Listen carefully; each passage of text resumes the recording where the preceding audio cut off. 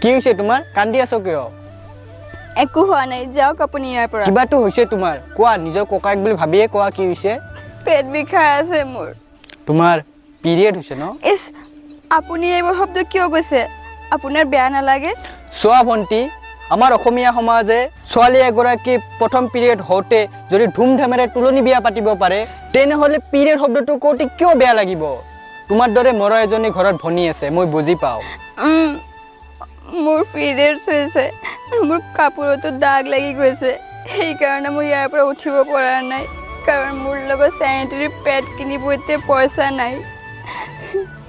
ভণ্টি বৰ্তমান তুমি ইটোৰে ঢাকি লোৱাচোন আৰু মোৰ লগত বলা তোমাক চেনিটেৰী পেড কিনি দিওঁ কি আপুনি কিনিব চেনিটেৰী পেড